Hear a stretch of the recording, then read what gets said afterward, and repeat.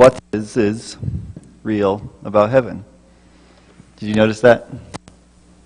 Spelt that wrong. All right, so we're going to continue our series on heaven. Heaven is a real place that believers will spend eternity in. If we truly understand what it was, we'd have something to look forward to, and it would change, I think, our lives even now. So on the screen, I have a list of the largest cities in the world, but I've scrambled them. Next to them, I have the populations in the correct order. So the largest population in the world of a city is 37,468 people as of the 2020 census. So, what city, this is just for fun, we have 10 guesses to go. What city do you think has that amount of people in it? I gotta look at number 2. No, not 2. Call them out. 8. No, not Shanghai, China. Not India, no. 7. Tokyo, Japan, has 37 million people in it. All right, the second largest population in the world has 28,541,000 people. What city do you think has that amount of people in it?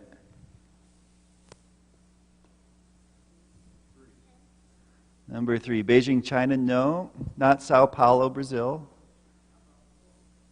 Number 4, Osaka, Japan, no. Not Shanghai. Not Beijing. Number 1, Delhi, India. 28 million people. Third largest is 25 million. What one do you think has that many people in it? Number 3, Beijing, China. Nope. But it's close. Not 9. 8, Shanghai, China. Okay, 21 million. Nope. No. Not 3 or not 9. Sorry, I should call those out. Not 4. Someone said 10. Who said 10? Obadiah said 10. It is Sao Paulo, Brazil. All right. 5th, 21,581,000. It's close to the United States. 2, Mexico City, Mexico. All right. Next one. 20 million. What's number 5? Not number 5. 6. Yeah, right close to there. Right close. 19 million. Not 4? 9. Mumbai, India. Next one, 19,618,000.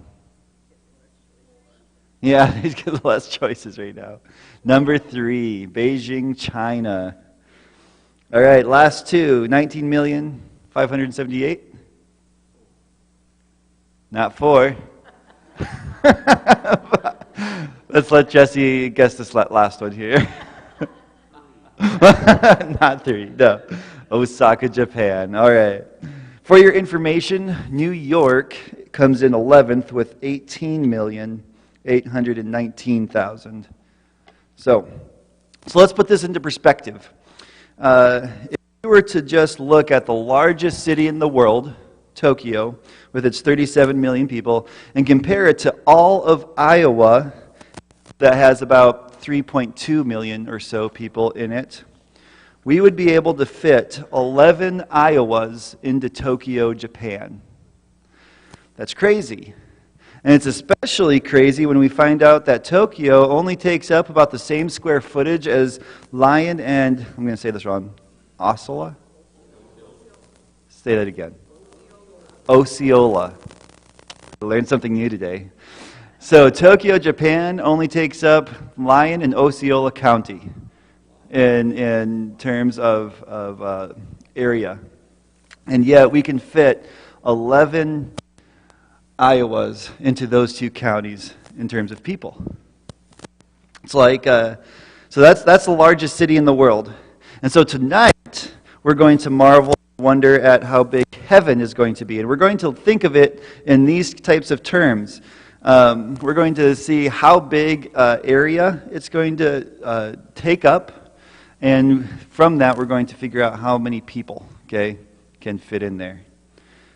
So, let's find out today. Oh, hey, I forgot about that little thing. There you go. All right. So, turn to Revelation 21. Revelation 21. Look at the new heaven and the new earth.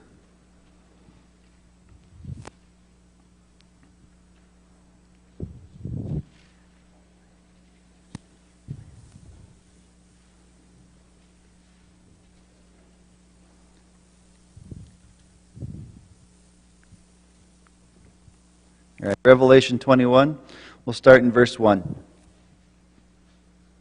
It says, "Then I saw a new heaven and a new earth, for the first heaven and the first earth had passed away, and there was no longer any sea. I saw the holy city, the new Jerusalem, coming down out of heaven from God, prepared as a bride beautifully dressed for her husband. And I heard a loud voice from the throne saying, 'Look, God's dwelling place is now among the people, and he will dwell with them. They will be his people, and God himself will be with them and be their God. He will wipe every tear from their eyes. There will be no more death, or mourning, or crying, or pain, for the old order of things has passed away.' He who was seated on the throne said, 'I am making everything new.' Then he said, 'Write this down, for these words are trustworthy and true.' He said to me, 'It is done. I am the Alpha and the Omega, the beginning and the end. To the thirsty I will give water without cost from the spring of the water of life. Those who are victorious will inherit all of this, and I will be their God, and they will be my children. But the cowardly, the unbelieving, the vile, the murderers, the sexually immoral, those who practice magic arts, the idolaters, and all liars, they will be consigned to the fiery lake of burning sulfur. This is the second death." All right, so we've been talking about, I've been leading up to this point for a while now, the new heaven and the new earth. So we're finally here. Let's take this passage just a little bit at a time, okay? So first, John sees the new heaven and the new earth because the first earth and the first heaven have passed away. So just like God promised in Isaiah 65 that we looked at earlier, where he said that the new heavens and the new earth will cause us not to remember the former things, God fulfills his promise. The first heaven and first earth completely pass away, and he makes all things new. He brings in the new heaven and new earth. He takes away the old, he reveals the new to John.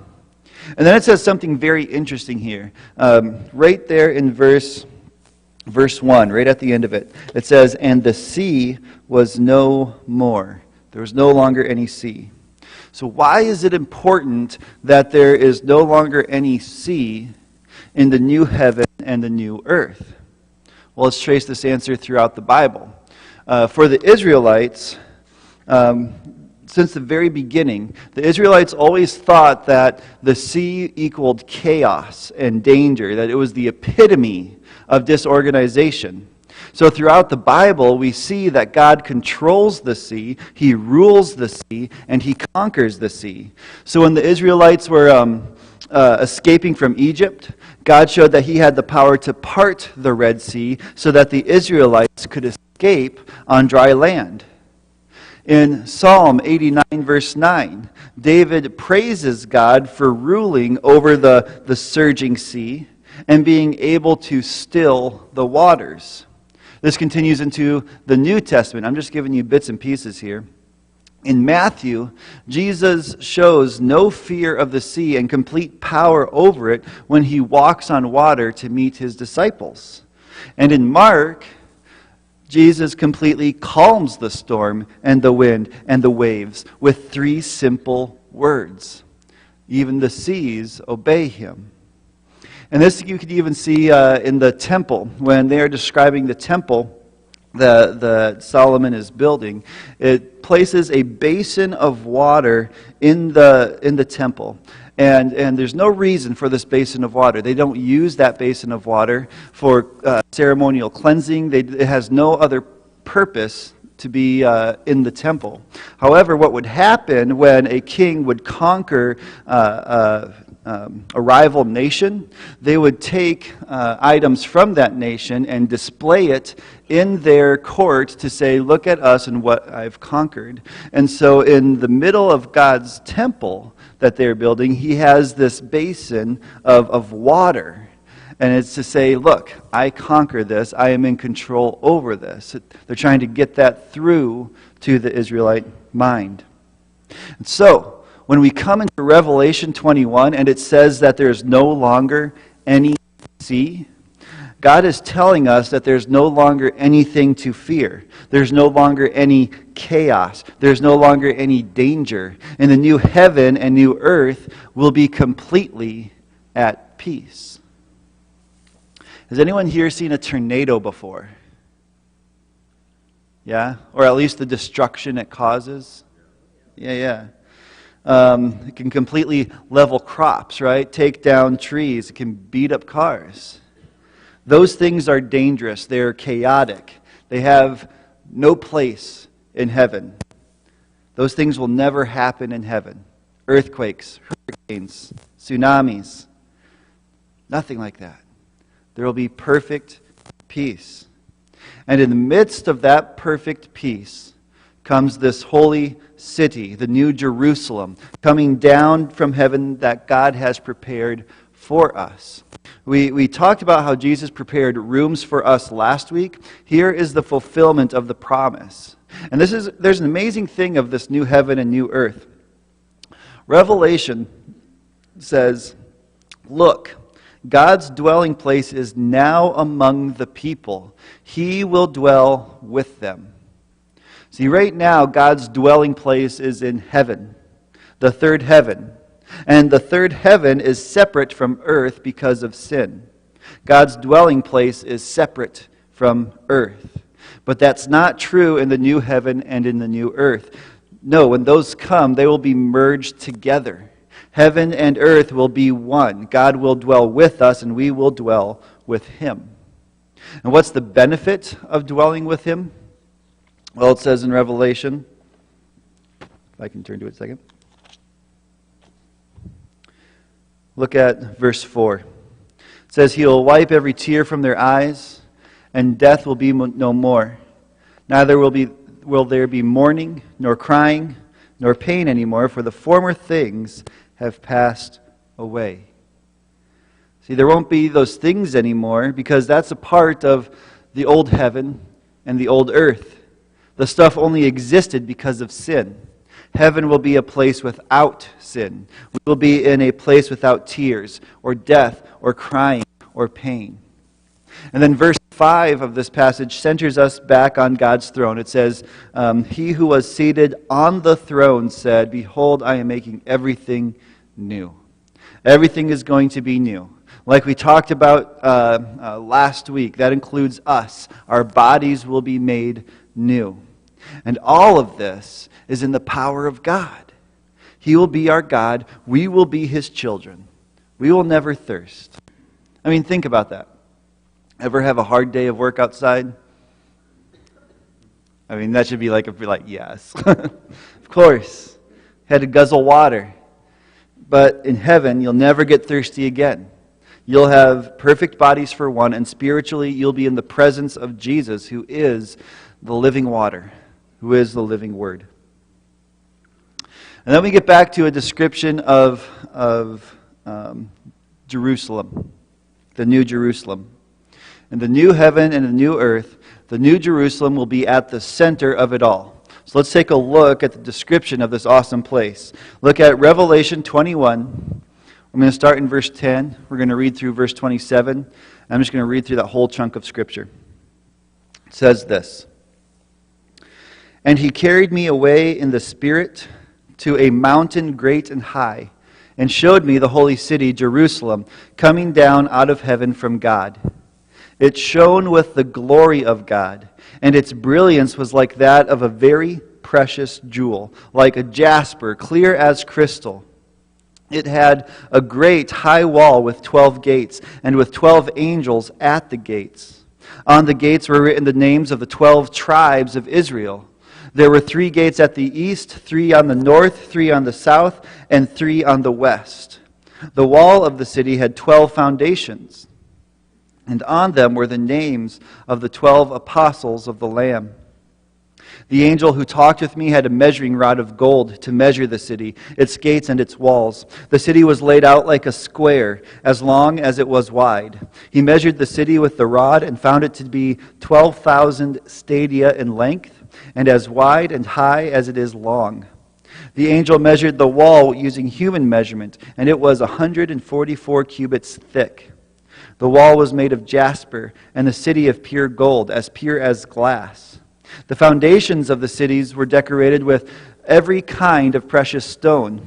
The first foundation was jasper, the second sapphire, the third agate, the fourth emerald, the fifth onyx, the sixth ruby, the seventh chrysolite, the eighth beryl, the ninth topaz, the 10th turquoise, the 11th jacinth, and the 12th amethyst. The 12 gates were 12 pearls, each gate made of a single pearl. The great street of the city was of gold, as pure as transparent glass. I did not see a temple in the city, because the Lord God Almighty and the Lamb are its temple. The city does not need the sun or the moon to shine on it, for the glory of God gives its light, and the Lamb is its lamp. The nations will walk by its light, and the kings of the earth will bring their splendor into it. On no day will its gates ever be shut, for there will be no night there. The glory and honor of the nations will be brought into it. Nothing impure will ever enter it, nor will anyone who does what is shameful or deceitful, but only those whose names are written in the Lamb's book of life. So, we've covered where this city comes from. We've covered who lives there, us and God. Now let's look at the gates and the foundation of the city. There are 12 gates to the new city, and each gate are named after the 12 tribes of Israel. Does anyone know the tribes of Israel? Anyone want to take a stab at it? Do you want to, Miriam? Come over here.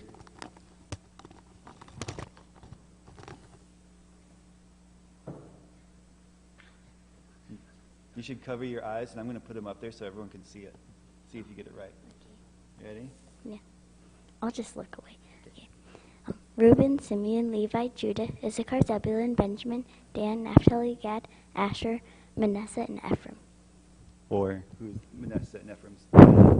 Joseph.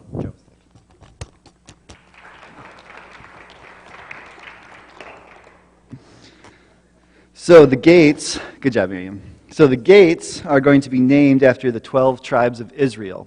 Now, I put the last one as Joseph, but it is true that it could be somehow like a Manasseh, Ephraim type hyphen. These gates are situated so that there are 3 on each wall.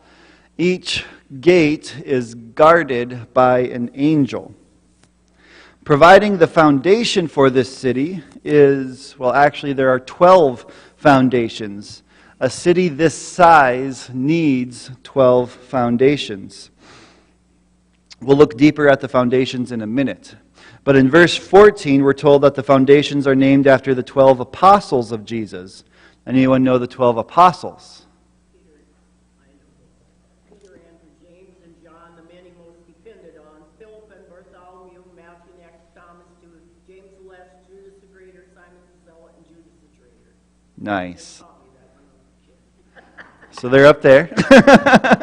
But good job, Gracia. Yes, exactly that. Peter, James, John, Philip, Bartholomew, Matthew, Thomas, Andrew, James, Simeon, Judas, and, well, there's a debate on that last foundation and what it would be named. Because many people believe that it wouldn't be Judas who betrayed Jesus, because he betrayed him.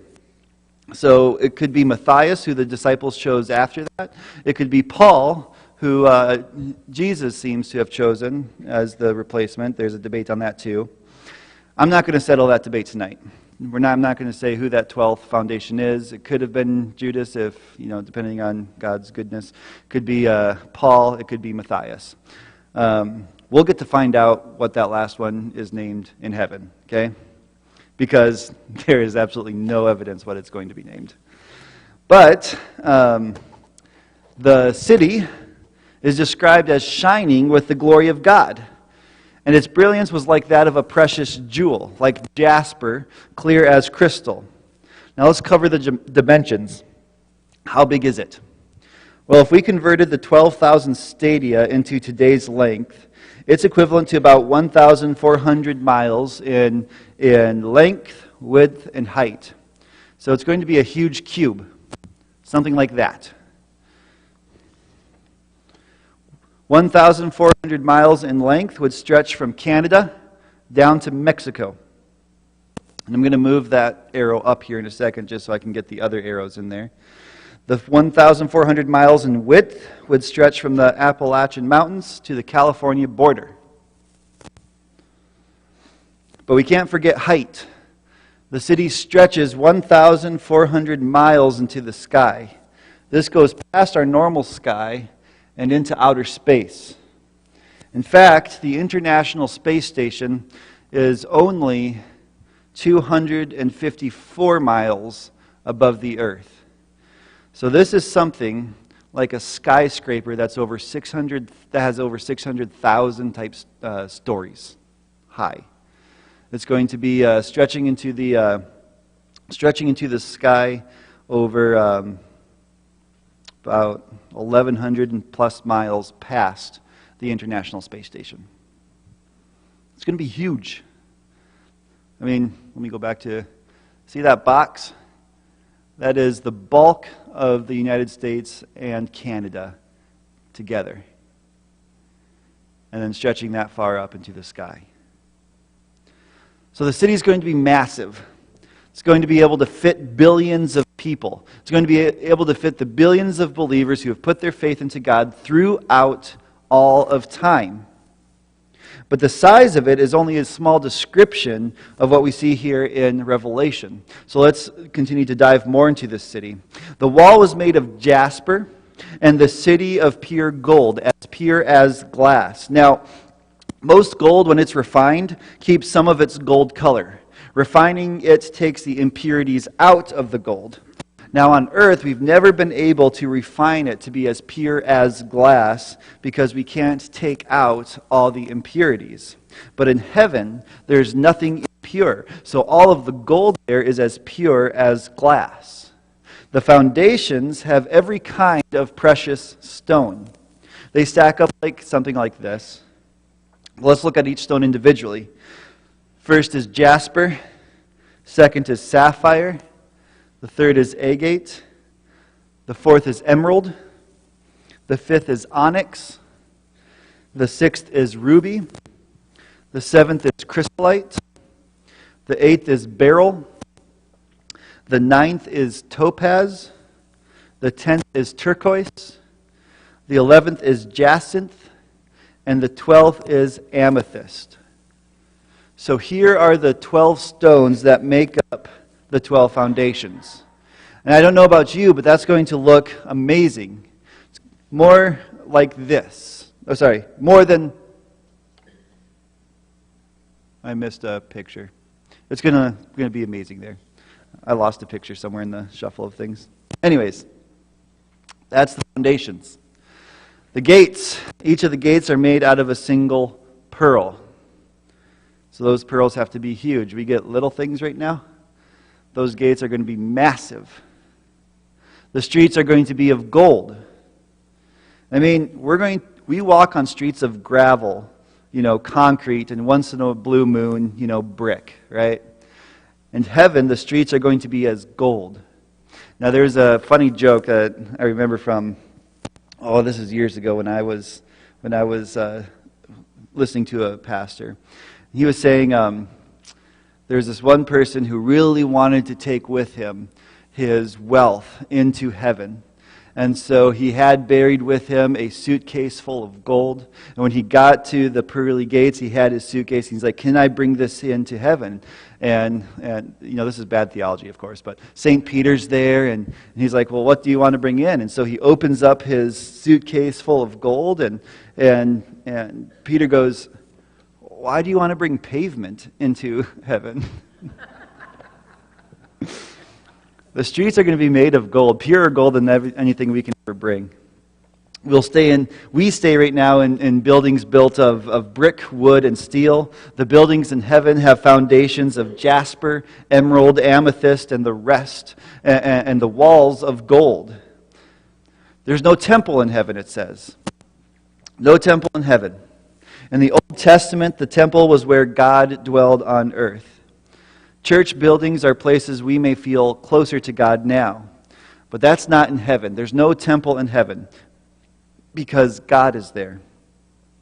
Look at this video and what it talks about there being no temple in the New Jerusalem. The city has no temple. And that's because a temple is always, first of all, symbolic. We don't need symbols anymore. It's fulfilled. But a temple also always, architecturally, is a place that separates the worshiper from God. That was particularly true of the Old Covenant temple, right? There were a whole series of separations. If you were a Gentile, even a convert to Israel, the closest you could get to the temple was the court of the Gentiles. And then the next court was the court of the women. And the next court was the court of the men of Israel. And then was the holy place where only the priests could go. And then the most holy place, where only the high priest could go once a year. So the whole vision of the temple, in part, is forcing mankind to recognize how separated they are from God, how much distance there must be between the holy God and sinful mankind. And now there's no temple, because there's no separation, because there's no distance, because the holy God has surrounded himself with a holy people whom he has made holy. So there's no temple because God is going to dwell with us. And that means he will be our light. We will need no more sun. The gates will never be shut because there's never going to be an enemy. There will be no night. We won't need sleep. We won't get tired. We will enjoy eternity here. Remember, I talked about last time how we need sleep now because if we don't get sleep, we'll eventually go crazy and die, right? Sin has brought the need for sleep into our lives. Well, we get tired now because, again, we don't have perfect bodies. That's another aspect of the curse of sin. But in heaven, there will be no more curse of sin. We won't get tired. We won't need to sleep. We won't get tired. We will, again, enjoy eternity in heaven.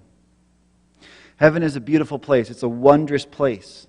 It'll have sights and sounds that we've never seen or heard before. We can't see and hear them right now because of imperfect bodies, but in heaven we'll have perfect bodies and we'll enjoy a perfect place.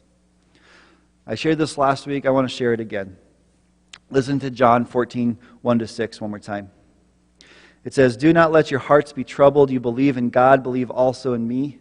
My Father's house has many rooms, 600,000 stories of them. My Father's house has many rooms. If that were not so, would I have told you that I am going there to prepare a place for you? And if I go and prepare a place for you, I will come back and take you to be with me, that you also may be where I am. You know the way to the place where I am going." Thomas said to him, "Lord, we don't know where you are going, so how can we know the way?" Jesus answered, "I am the way and the truth and the life. No one comes to the Father except through me. If you really know me, you will know my Father as well. From now on, you do know him and have seen him." Followers of Christ have a place prepared for us in heaven, a place prepared for us in this city. Followers of Christ are citizens of heaven, and we belong there. We get new bodies there. We will see wonders beyond the imagination there, and Jesus will take us to where he is, and we will spend an eternity with him. That's awesome. Any questions from tonight? Are those 12 stones the same that were on the ephod of the priest? Yes. Yep. And those 12 stones were very similar to the ones that were also in creation. Yep. Which again, you see the symbolism there, right? With them being, Gordon asked if the 12 stones were the same ones that were on the ephod of the priest. in the description of the Levitical robes in the commandments, and they are. And so you see the symbolism there. The priest is having on him the symbols of perfection. The symbol of perfection that describes heaven and that described creation is on the priest as he approaches God, which is pretty amazing too. It's really cool how everything connects if you just take the time to look at it.